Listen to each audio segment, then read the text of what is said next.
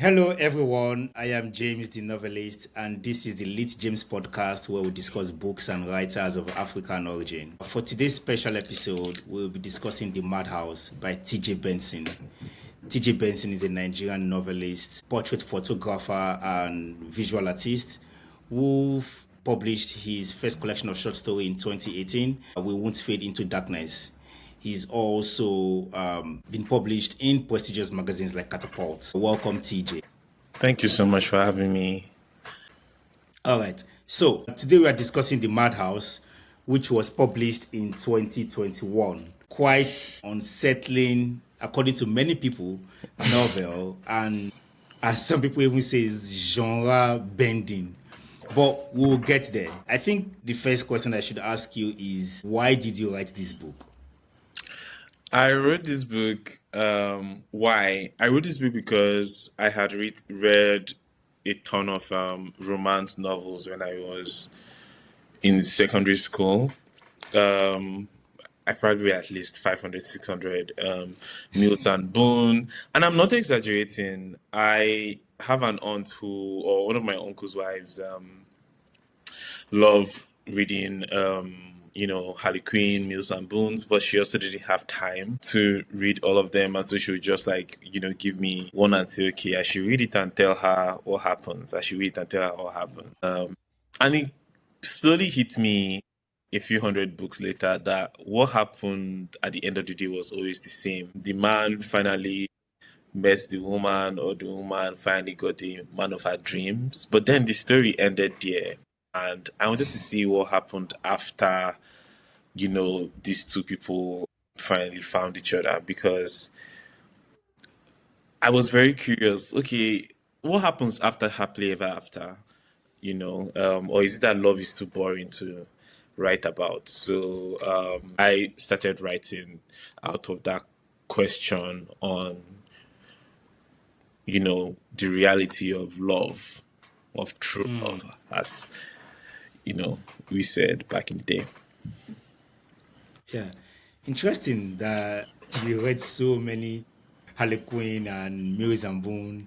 Most people, when they get asked questions of the kind of books that they read growing up, they try to sound more sophisticated, they be like, yeah, I read Jaguar Nana and Sipwane Kwesi and Wole Shoika and Harlequin, Mills and Boone, James Hadley Chase. Right. Those were actually the backbone of most of our reading growing up, Though I personally was more of a Sidney Sheldon guy, but still. So I think. No. I Yeah, was going so. to say, I left Harley Quinn around age 16. I started reading more of because in secondary school, actually, people would exchange books, and Yeah. so that's when I started. And I read "Please Tell Me Your Dreams" and I've never forgotten that book, since that the first day I read it. "Please Tell Me Your Dreams" by Sidney Sheldon.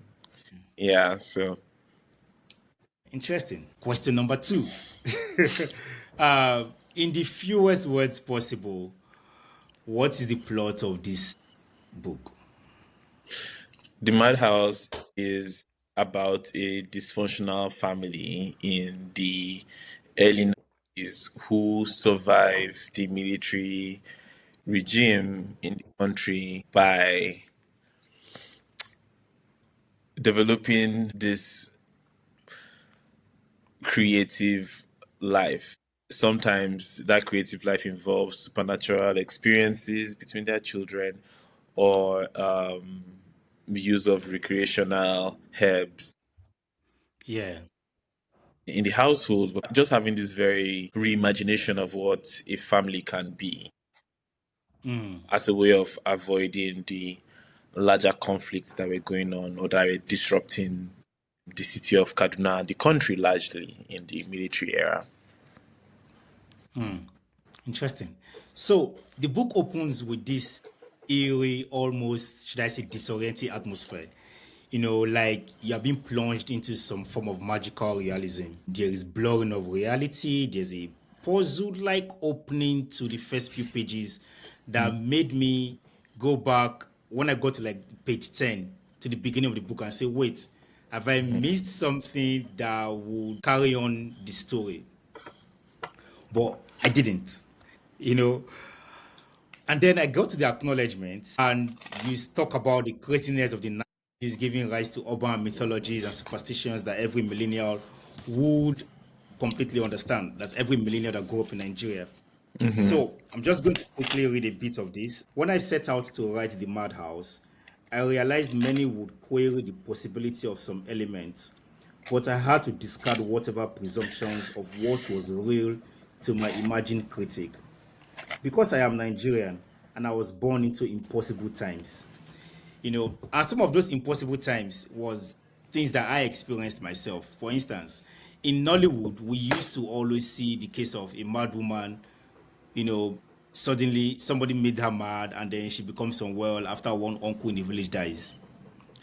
I grew up in a neighborhood where there was a mad woman in our area, and she used to be married to a man in the area, and the man married a second wife. And then the second wife died at childbirth, and this mad woman in our area suddenly lost her madness, became sane again, and moved back into the house with the man. This happened in my area growing up. So I guess why that sounds like urban mythology, and superstitions to many people, maybe from the West. To me, growing up in Lagos, that happened. And I guess what I wanted to ask was, what drew you to that tone of like magical realism element very early on in the book? I only realized I was writing, or I had written magical realism after I was teaching, you know, a writing class on the subject, and some of the participants in that class had noted that, oh yeah, you've written magical realism, and I was like, oh, I guess that's what that is. But I was trying to tell the truth about what life was like. I mean, we talk about magical realism, and in discourse, one of the ways it's different from fantasy as a genre is that Yeah. like political reality that necessitates the magical realism, right? Like magical realism Yeah. doesn't just emerge from a vacuum. It's often a group of people's strained consciousness, oftentimes tied to political upheaval. You could argue that what was happening in pre-colonial times, or before we even had like any of the invasions or slave trade, wouldn't be classed as magical realism, right? Like some theorists would think about that. If you want to think about it as a genre, you'd be thinking of animist spirituality. So I wanted to, I guess, remember or tell the truth about what like very almost exaggerated, extreme reality that we all live in as a Yeah. nation. And that was how I came about producing the Madhouse. And I gave that disclaimer at the end of the novel because even when I was editing and arranging the sections of the book, it hit me that like this would be hard to believe. Just the act of writing it down felt like I was lying.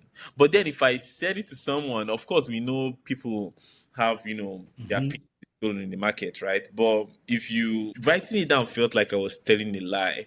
And so there was that sense of like, oh, maybe I needed to give that disclaimer so that we all know that like, this is commonly held. Even people who have gone to the West and come back know that some of the supernatural occurrences are part of the fabric of and accepted in the society.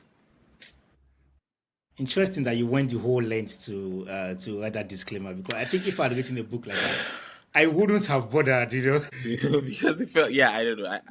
But also, I couldn't believe it myself, I guess. The disbelief started from even me. It's like, did this really happen? And yeah.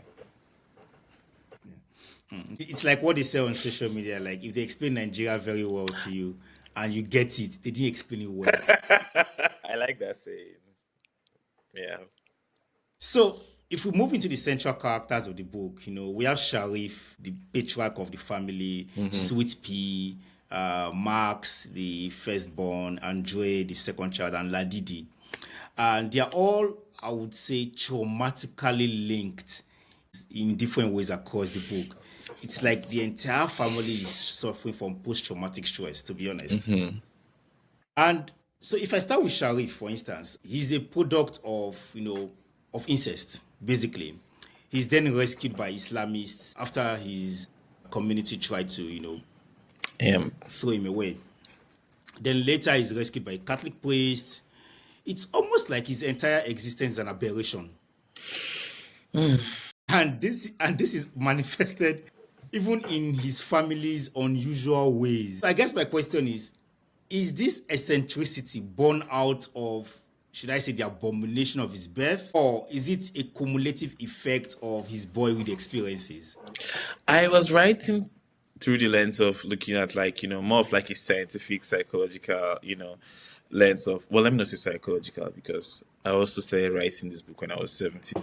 But I was writing more like, looking at, I wanted to know what his boyhood was like, and just talking to elders and older people and knowing that they were also boys once, right? Like those terrifying figures that you see moving through the world now, they were once, children. And so Yeah. I feel like a lot of the way we live our lives now emerges from our childhood experiences. I don't know that it's genetic. I didn't have any education in that direction to, purposefully plot it in that way. And I imagine if it was genetic, there'll be more like physical presentations of those like genetic flaws, right? But I mean, I feel like that's your field, that's your expertise. But I didn't even have the range or capacity to think about, what happened to his children through those lens. Even though I know that like some things like ADHD definitely gets passed to kids, offspring. Yeah, I think, from a genetic point of view, okay, a lot of mutations don't necessarily have to have a phenotype. That means things that you can see, physical manifestations. It could be in the mind, it could be in behaviors. So I think for me, reading the book, I tried to find that genetic explanation for why the family is the way they are. Clearly my background is medicine. And then I got to the end and I said, okay, could this be it? I think the thing is, do you think, like, because of the nature of his birth, certain genetic lines were crossed that then made him a mutant, which then made him beget other mutants? Are you saying that you don't believe the brothers were really entering each other's dreams? Is that what you're saying? No, I'm saying that I'm if they teasing you, could I'm do teasing that, I'm saying that if they could do that, then they are supernatural.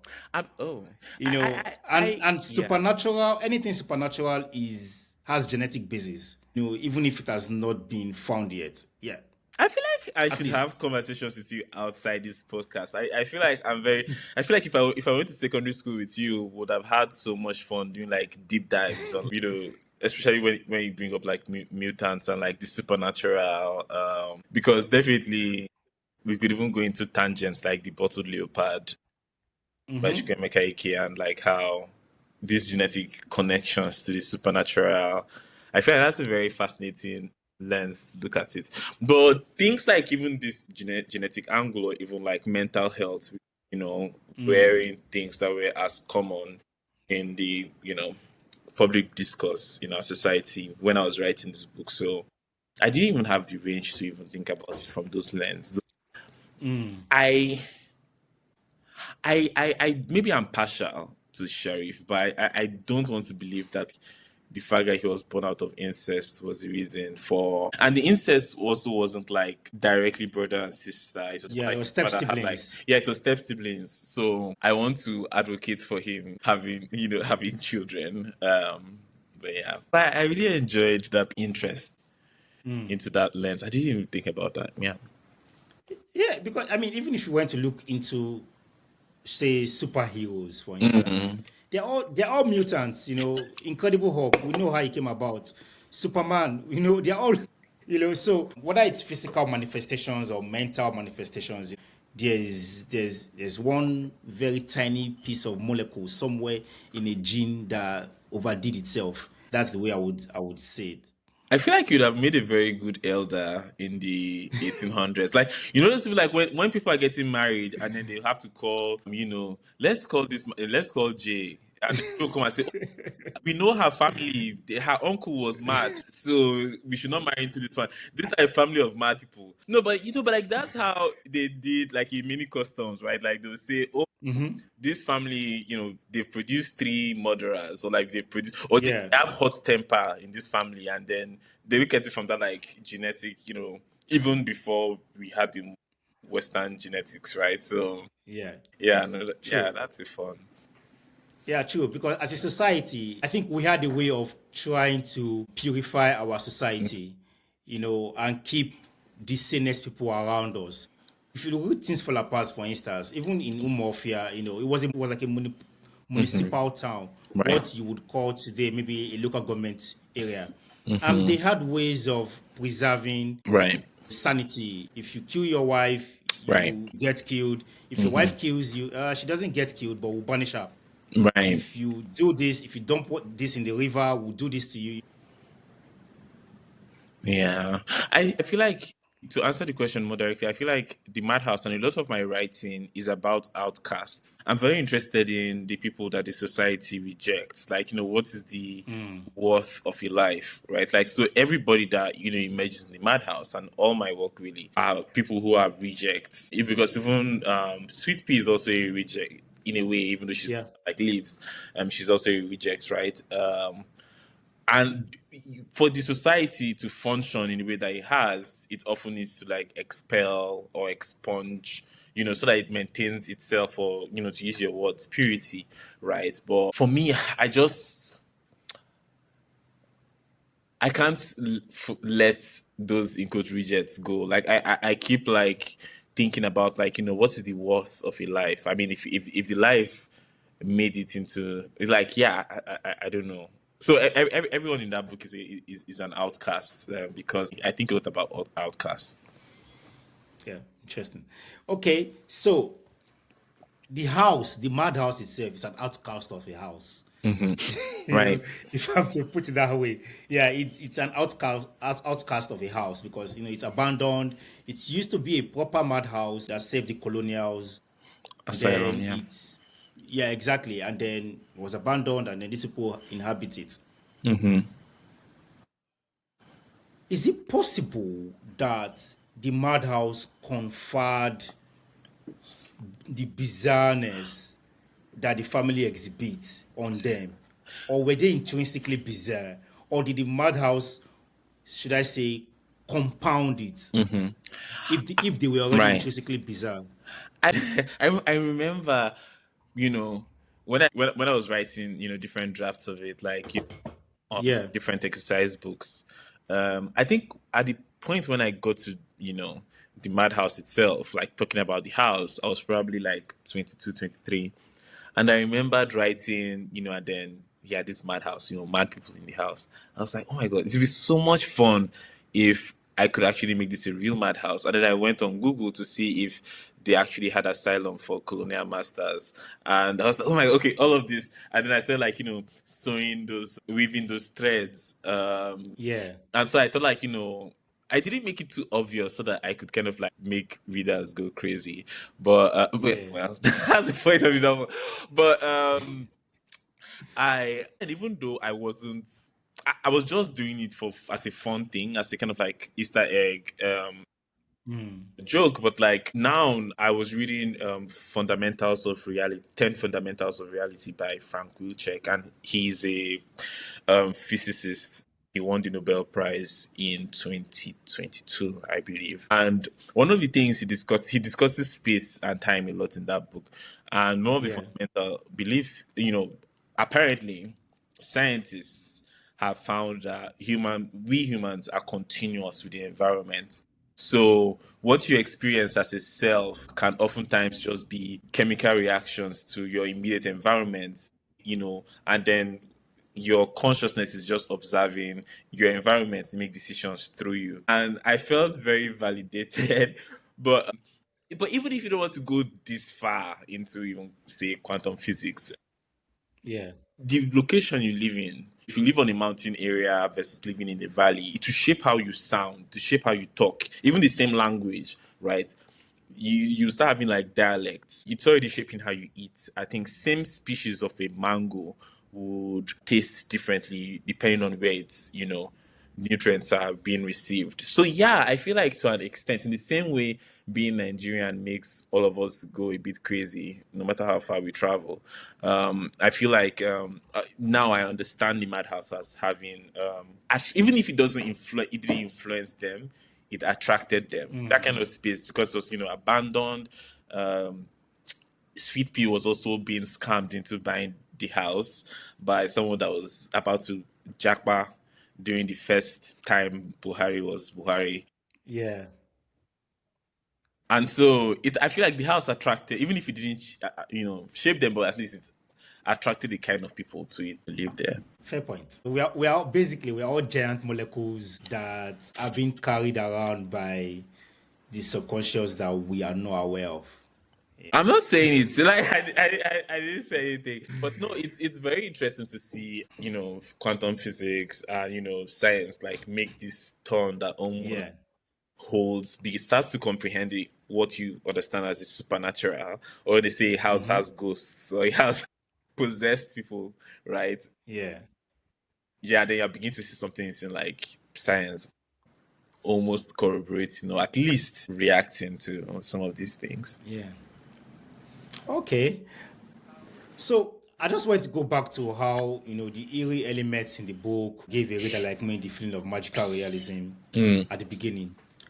But as you go along, you discover just how well the book plays with time, with form, and with structure in its ability to run multiple timelines side by side, and move around multiple points of views of the family members. So at some point, the book takes you to the future, it brings you to the past, it takes you into the present, then the present dissolves into the future and the past at the same time. What made you adopt this non-linear fragmented approach of storytelling? The entire book is set in the kitchen, and it's with two men and their father. And I was thinking about memory a lot when writing this book. And like I said earlier, when I started writing, it felt like what I was remembering about reality was false. And I was also thinking about when you remember something can shape how you remember it, right? Like Yeah. the distance in time from how, 10 years ago, you'd have remembered your childhood a bit differently from like, now, right? So I think I was very consumed with the idea of your truth, my truth, or like the version of your versions of an event. And I decided Yeah. to have each character have their own say of what happened. And it was a fun, this then created, I don't have, which is fun for me, I don't have an authorial, decision or weight on certain things that happened, because one person whom I believe and love remembers something this way, another person, same thing in a different way. So I don't, for example, know if I can't really say if Ladidi is really the daughter of Sharif.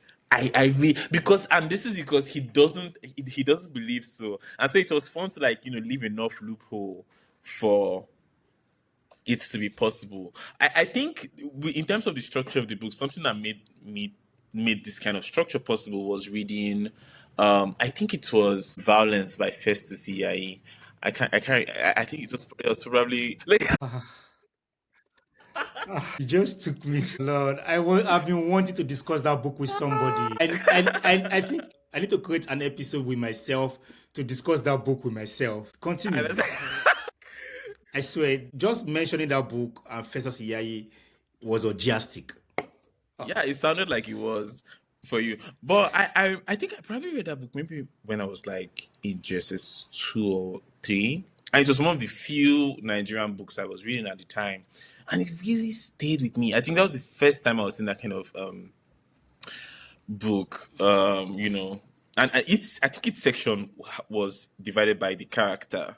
Like so each section had its own character. But then that was in first person, I think. And I think it's such a marvelous, the way he executed that novel was just like marvelous to my mind, and so I think that made it possible for me to think, yeah, I've actually never been, I've never thought about that booking concept with this book before, but I think it was in my subconscious when I started writing Madhouse.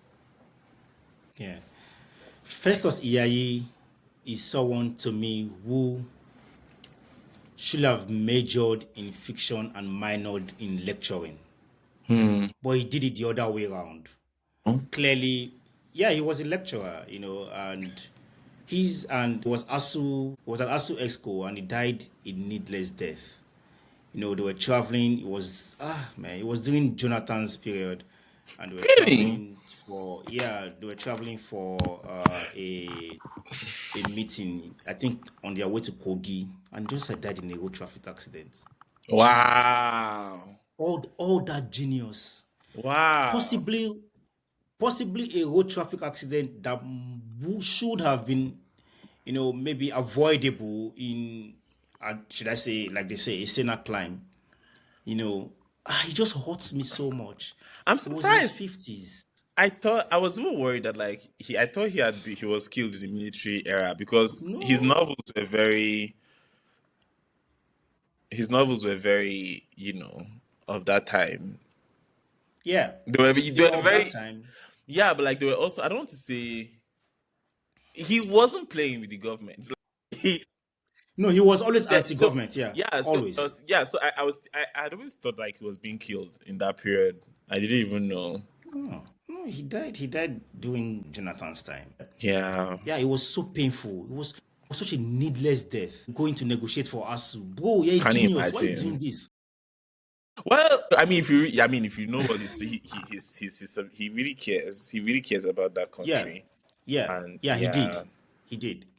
He was one of those blind optimists that thought that somehow we could marry the scientific and technological advancement that the West bequeathed us with our own, should I say, foundational philosophy. The foundational philosophy of us as a people. You know, well, I'm sorry for your loss, but yeah. So, anyways, so we are not sure that Ladidi is Sharif's child, but we are sure that yeah. Max and Andre are his children. Oh yeah, And the most yeah, most striking element in the Madhouse for me is the bond between Max and Andre. The way their brotherhood is almost supernatural. In fact, it is supernatural, entering each other's dreams.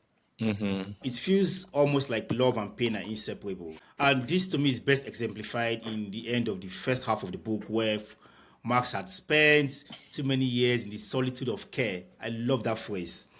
Solidified into premature middle age and baldness. Beautiful continuation. Having lost of finding understanding outside himself. And it reminded me of an MI song on the Chairman album, Brothers. A song that talks about fraternal loyalty. In the song, he's addressing Ice Prince, he's addressing right. Jesse Jacks. In fact, there's another song that he does with Show Them Camp later on, where he's talking about how he amazes him how Show Them Camp are still together after so many years. He thought him and his brothers would be here for millennia. Oh wow, he says that. Yeah, he thought him and his brothers would be here for millennia. However, he realized that they could live him, but they could never live him penniless. Am I goat? Anyways, I love there's no. the brotherhood between Show Them Camp. Are Yeah. they brothers or they are just friends? I No, think no, they they're are not. They're just friends. but cavemen are actually brothers.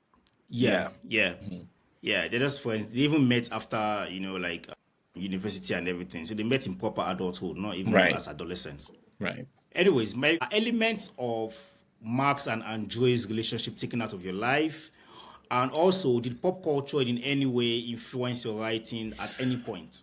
Well, I'll start with the first one, which is with the second question, which is about pop culture. No, the work was very historical, so I guess I was listening to music that would have been played around the time. In the That could have been pop culture around that that time. could have been pop culture. Okay, touche. No, but no, that's very fair. I feel like I do something with if you see Mami Otaye. I think that song probably shows up. Yeah, that was pop music, definitely. Never you run away. I'm trying to remember the scene. See, this is my novel. I can't remember, but Come on, you wrote it many years ago. It's okay. but like even some of the like American black American music at the time was also being listened in or being played in the Nigeria's middle class. And Kaduna was a Yeah, very cosmopolitan city. You had embassies and all of that before the big, stuff that happened later yeah. in the late 90s, and then we had the Miss World War of the early 2000s. Then the second question, yeah, I read the book out of a desire for brotherhood myself. I always wanted a brother because I felt like we'd be the same to an extent, or would understand each other more. We could just kind of like collude. I think I had this desire came from watching Mary and Ashley. There are these twins that were on Disney Channel. Olsen. Olsen twins, Oh, okay. yes. The Olsen twins, and then watching Parents Trap as well with Lindsay Lohan when I was a child. It made me say, I was like, oh, okay, I want another duplicate me so that we can connive and everything. Yeah. And then when I got to secondary school, I was shocked when I saw that like apathy between brothers, especially the ways that like, older brothers would not want to be connected to their younger brothers in any way. Some people would even like shave their eyebrows in certain ways, adopt a whole, or even insist, on having their school uniforms from a different fabric so that like people will know that or even use like a middle name or so like they just wanted to like for lots of brothers I saw in boarding school, secondary school became a way for them to distance themselves from their siblings in ways that they couldn't at Yeah. home. And it was very jarring for me because if I had this, I'll be doing everything with my brother, right? And so I started writing, from there when I was 17 or 16, that like brothers actually in that bond that brothers could have. And you're right. I mean, the bond between, Emma, Jesse Jacks when they started out. I know even, Two Face. They were all plantation boys, right? Yeah, I feel like blackface and face, yeah. we are old men now. Like I just let you because like anybody listening to this on that 25 would know what we're talking about. Oh Yeah. yeah. Everybody say plantation boys. Yeah, I remember. I remember that. So yeah, no, I wanted to see more of that brotherhood, and at the time I was writing this book, that brotherhood was fastly being dissolved. Like there was this sense of masculinity that was new in the country where, and when I say brotherhood now, I even mean like not actually blood brothers, but like even male friends started becoming more separate. Or there was this sense of like performing masculinity that was not like separating men, because growing up my uncles would hold hands when they are walking on the road, or even you see people even lapping each other on the bus. Yeah. But then around the time when I was writing this book, there was this need to perform a new kind of masculinity where you like separate. And so I doubled down on the intimacy between the father, the sons, and then the sons themselves. Yeah. Yeah. And it's interesting that you touched upon the masculinity that we always had, because in certain cultures, many people like to think kissing is a Western thing, but there are cultures in Nigeria where older men kiss each other as a form of greeting. Like especially men in certain societies, like not secret society, but it's society anyways, yeah, of certain kind of men, caliber of men, yeah, where they kiss each other as a form of greeting, when they meet each other in public, and but today, if you saw that on the streets of Lagos, you They'll probably find Taya and would have, Bon. Yeah. yeah, sad. So there's a lot of medical and should I say maybe psychiatry, psychological elements in this book, which you've admitted at the beginning that you probably were not aware that you were writing about. Right. There's twin transfusion syndrome. Andre's twin dies in the womb. He absorbs his twin. So he's basically one person with two minds, which when you eventually discover, you can find out why he behaves the way he is. He's the craziest. He's crazier than his father. there is just PTSD. In fact, not just the family, the entire country in the book is suffering from post-traumatic stress. There's behavior bordering on autism. There is some form of synesthesia, attributing colors to smell, attributing visual signals to tactile feelings, basically. How did you manage to pack all that in without even mentioning those terms or those elements? Yeah, because the society I come from didn't mention those terms either. They didn't even name them, right? And I think it's only later, like years later, when awareness, like I said, mental health is a very relatively new concept to Nigerian culture. Um, and it's only later on, looking at it through those lens, I'm like, oh my God, it's almost as if I managed to find something to give each character. Like each character is managing to tick, you know, everybody had their own box. But yeah, it's how we neglect these things in society, right? We just keep on pushing. I was excited to find scientific justification for that, what you call twin transfusion. I really loved um how you said that, like Andre is of two minds. I feel like it very, and that's, oh, it almost sounds poetic even when you put it like that, and it's so relieving. So it's nice to hear. I just paid attention to how I was seeing people behave. So many people I was seeing, whether in my family or out in the world.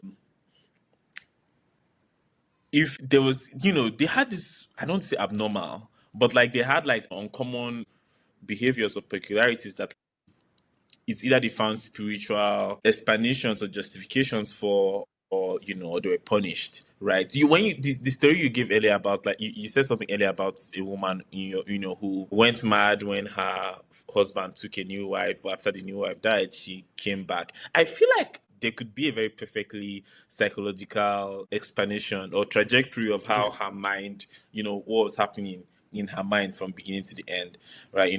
So in our culture, at least, these issues sit in different, like one leg here, one leg there. And I was lucky to have been ignorant of the psychological basis of these things, because then I could like explore them more creatively and not prescriptively. I didn't know, this feels ticks the box for depression. I was trying to do something I think with the novel I was writing 2 years ago, 3 years ago. And then when I started, giving people to read, and they were like, "Oh no, this sounds more like bipolar than."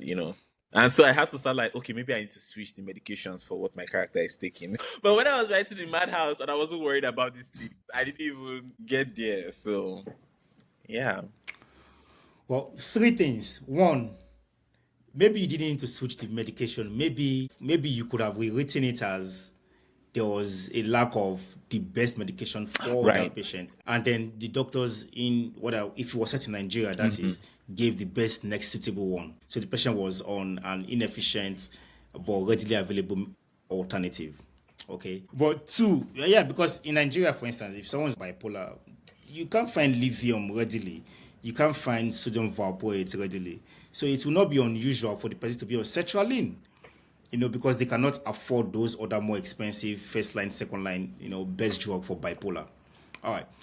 Then I can't remember what the second thing was, but I think the third thing I wanted to talk about was, I think the naivety actually helped a lot, because if maybe you had been aware of what twin transfusion was, you might have mistakenly made Andre schizophrenic, Right. Right.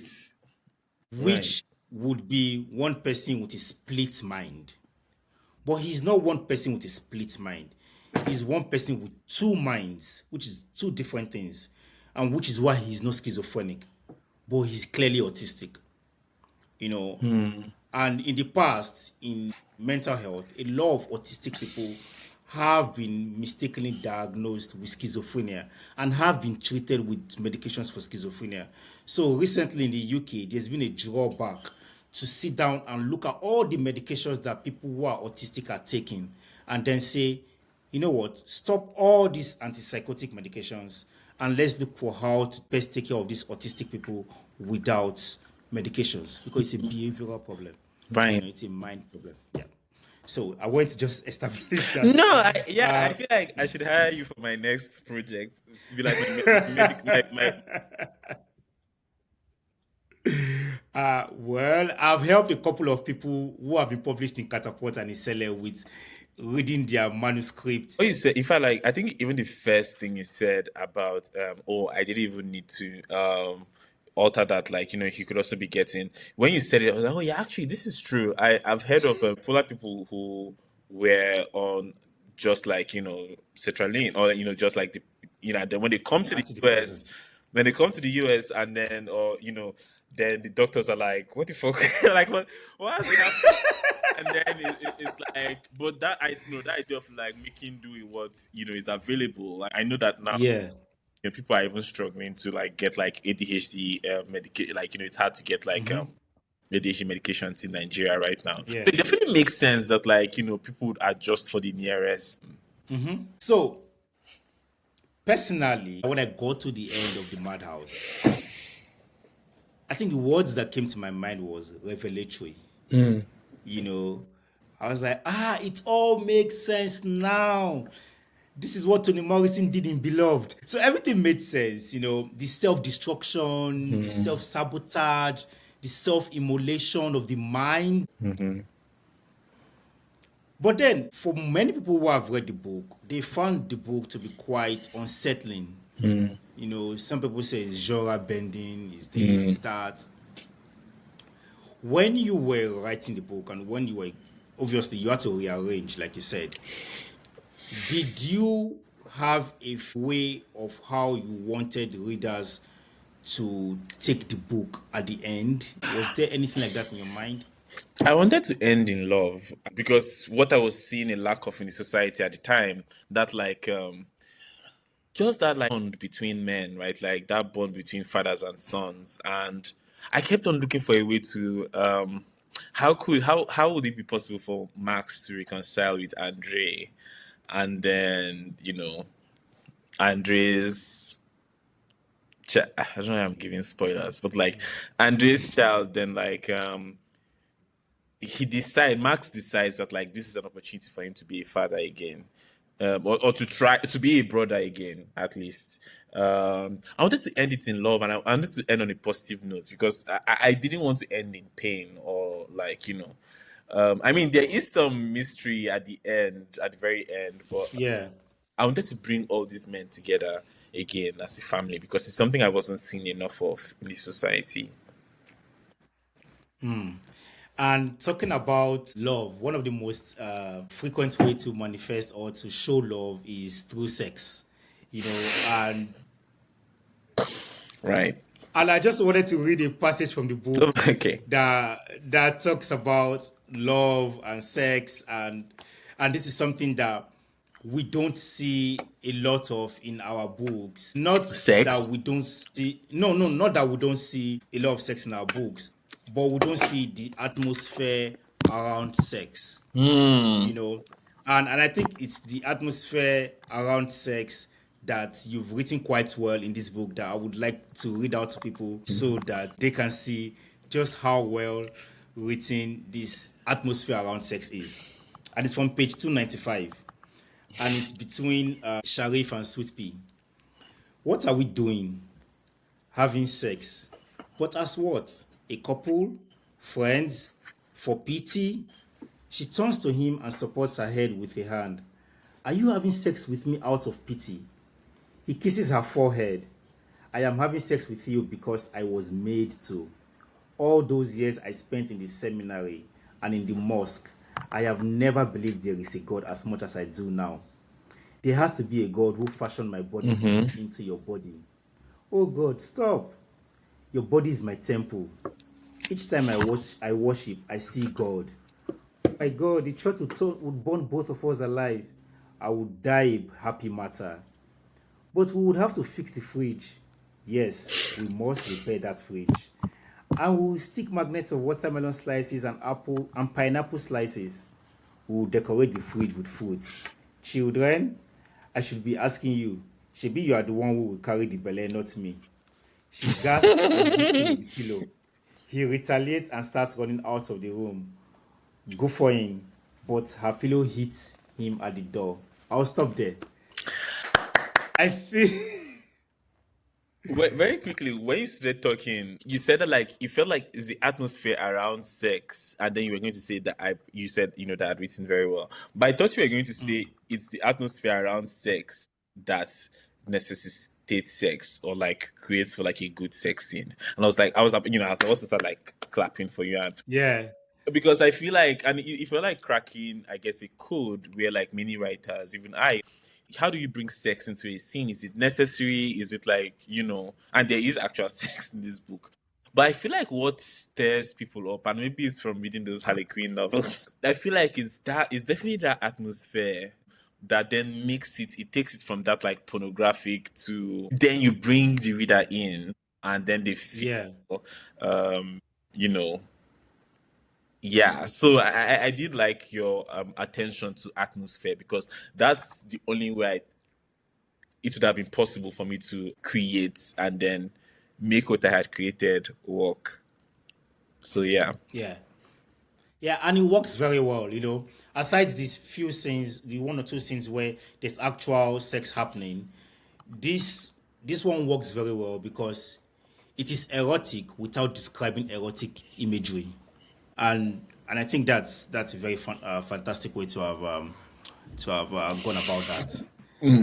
So, um, for me, I've exhausted my questions. No, but like I'm curious. What was your because I think sex is something. And gosh, I had to wait until I was 24, 25 to be able to even write any of the sex scenes. I remember when I started writing and I'll get to a sex scene, I'm like, oh no, I'm a Christian boy. I don't know what is sex. I'm not touching that. And then, but eventually it became crucial for me to dramatize the dynamics of this relationship. I wanted to have that, like, but I want to really see what it's like for a man to actually enjoy a woman in sex, right? Like, or enjoy a mutual sexual relationship with a woman, right? Because pornography will just focus on the woman's body, right? And you're not even seeing the man. And women talk about how they're not able to enjoy heterosexual porn because it's just sex is what is being done to the woman, right? Yeah, So I wanted to have that like more larger, and then I think when you were reading the later scene, you are seeing him responding. And it's not the whole it's not when, after the sex they run to the bathroom. yeah, The characters will run to the bathroom to wash and scrub off the scene. This is, but like these people, they kind of like stay in the moment, they luxuriate in, yeah. and the cringe, I guess, is part of it. But yeah, I'm happy you, as a man, noted, paid attention to it because it's something I want more men to pay attention to, whether they are writers or readers or whatever, but pay attention to representations of the erotic in men, but like also when they're creating, what are they looking for? Are they in touch with themselves or are they in touch with a fantasy that has been passed on to them?